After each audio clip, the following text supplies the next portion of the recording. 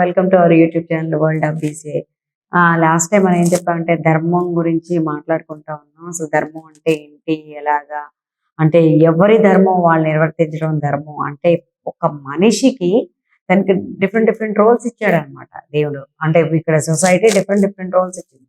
ఒక అన్నగా, ఒక తమ్ముడుగా, ఒక భర్తగా, ఫాదర్గా, లేదా తల్లిగా, చెల్లిగా, అక్కగా, కూతురుగా, ఇలా రకరకాల రోల్స్ ఇచ్చారనమాట.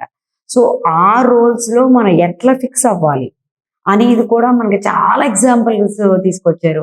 ఇప్పుడు ఒక మన మేనత్త ఉంది, కుంతీదేవి ఉంటుంది, ఆమెతో కృష్ణుడు ఎలా బిహేవ్ చేశాడు. అలాగే రాముడు నన్ను అన్నదమ్ములతో ఎలా బిహేవ్ చేయాలి, తండ్రితో ఎలా బిహేవ్ చేయాడు, తల్లితో ఎలా బిహేవ్ చేయాలి, ఇవన్నీ చెప్పారంట. అలాగే సుభద్ర విషయంలో చెల్లితో గాని ఎలా బిహేవ్ చేయాలి, వీళ్ళందరూ ఏంటి. అలాగే మన ఆ దుర్యోధనుడు చెల్లి ఉన్నప్పుడు ఆమెకైతే ఆ భర్త ఎలా బిహేవ్ చేయకూడదు, ఇలాంటి రోల్స్ అన్ని ఎక్కడ మనకు ఫిక్స్ చేసి పెట్టారండి. సో అకార్డింగ్ టు దట్ మనం ఫిక్స్ అయి ఉండాలి. అదే ధర్మం, అంతకన్నా ఏం లేదు. ఆల్రెడీ ధర్మం చెప్పబడింది మనకి. ఒక భర్త రోల్ ఏంటి, మరిది రోల్ ఏంటి అని లక్ష్మణుడి ద్వారా తెలియజేశారు. ఇలాగ రకరకాల రోల్స్ అన్నమాట. మనం ఫిక్స్ అయిపోయాం. సో మన ధర్మం అంటే ఒకటే ధర్మం కాదండి. దేవుని ప్రార్థించడమో లేకపోతే రక్షించడం, అడవులను రక్షించడం అవే కాదు. మన మానవులం కాబట్టి మన రిలేషన్స్ లో మనం కొన్న బంధాన్ని బట్టి మనం ఎలా బిహేవ్ చేయాలి అనేది తెలుసుకోవటమే. అలాగే అహల్య విషయంలో, ఇంద్రుడి విషయంలో కూడా మనం చాలా చూస్తూ ఉంటాం. చాలా కథలు తెలుసు మనకి, దాన్ని మళ్ళీ మళ్ళీ నేను పదే పదే చెప్పక్కర్లేదు. సో ఎలా ఉండకూడదు, ఎలా ఉండాలి అని అన్నీ చెప్పినవి మాత్రమే మనకి ధర్మం నేర్పించేసింది. అంతేగాని మన ధర్మో రక్షిత రక్షిత అనే వర్డ్ మనం అలా మన ధర్మం ప్రకారం మనం నిర్వర్తిస్తూ ఉంటే సరిపోతూ ఉంటుంది. ఇప్పుడు చూడండి, ఇది వరకు జనరేషన్లో పెద్ద కొడుక్కి చాలా వాల్యూ ఉండేదండి ఇంట్లో. రీజన్ ఏంటంటే మనకి తరతరాల నుంచి వస్తుంది, పెద్ద కొడుకే రాజు అయ్యేవాడు, పెద్ద కొడుకే అన్ని బాధ్యతలు అప్పచెప్పేవాడు. అక్కడ తల్లి పెద్ద కొడుకుని చాలా జాగ్రత్తగా చూసుకునేదండి. ఇది మామూలుగా జరిగేదండి ఇంట్లో. పెద్ద కొడుకుని ఎందుకు జాగ్రత్తగా చూసేదంటే ఆ కొడుకు మిగిలిన అంత కుటుంబాన్ని కాపాడతాడు.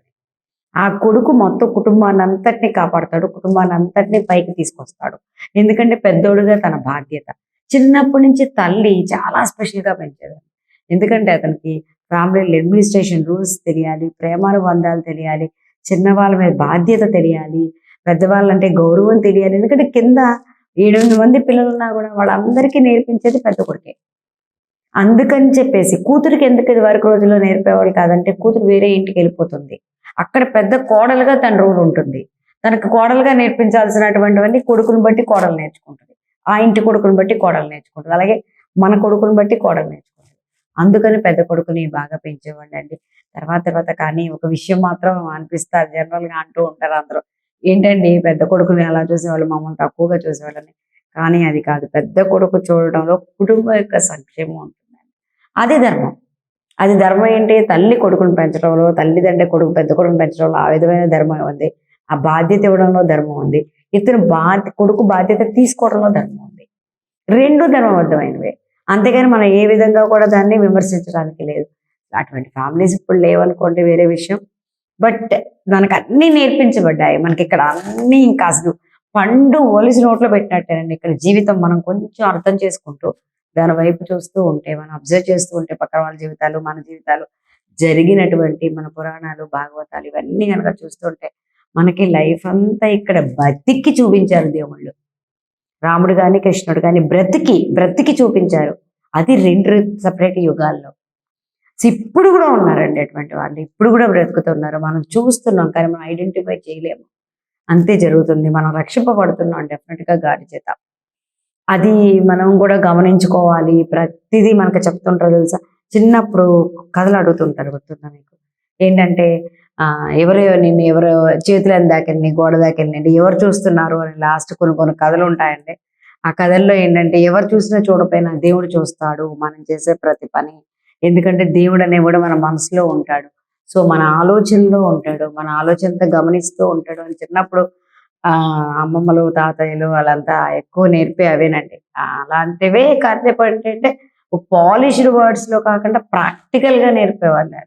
ఇలాంటివి చేసామంటే ఇలా జరుగుతుంది, ఈ పని చేసామంటే ఇది జరుగుతుంది. ఆల్రెడీ మనం చెప్పాను నేను, కాళ్ళు ఊపితే మేనమామకి ఏదో అవుతుంది. కాళ్ళు ఊపటం అనేది టెన్షన్. ఆల్రెడీ మనం దీని గురించి మాట్లాడుకున్నాం. అదే అన్నీ అలాగే దొరుకుతాయండి. కొంచెం అబ్జర్వ్ చేస్తూ ఉండండి. ఓకే. ఆల్రెడీ మనకి నేర్పేసింది సొసైటీ.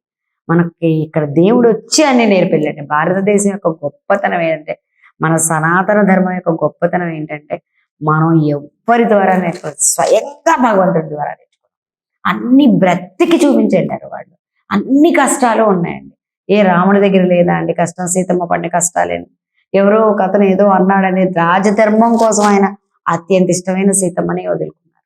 ఇవన్నీ ఏంటంటే ధర్మాన్ని నేర్పేవారా వాళ్ళు కూడా సామాన్య మానవుళ్ళ బ్రతుకుతూ ఏమండి రాముడు కష్టాల నుంచి ఎస్కేప్ అవ్వలేడా?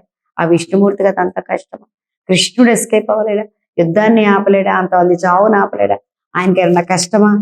ఈ సర్వాంతర్యామి అయిన ఆయన దాన్ని నడిపే లోకాన్ని నడిపే ఆయనకి అది కష్టమా? కానీ అలా కాదు. వాళ్ళ ఉద్దేశం ఏంటంటే మనం బ్రతకటానికి చూపించినటువంటి దారి. సో మనకన్నా భారతదేశంలో పుట్టి సనాతన ధర్మం తెలుసుకున్న మనకన్నా అదృష్టవంతులు ఈ భూమి మీద ఎవరైనా ఉంటారా అండి? వేరు వేరు విషయాల్లో ఎక్కడెక్కడో ఉండొచ్చు. కానీ ఈ బ్రతుకు నేర్పి నడిపిస్తున్నది మాత్రం ఇక్కడే స్వయంగా భగవంతుడు. దాన్ని మాత్రం మనం ఎప్పటికీ కాదు. సబ్స్క్రైబ్ చేయండి, లైక్ చేయండి, టంగు మనకి గంట కొట్టండి.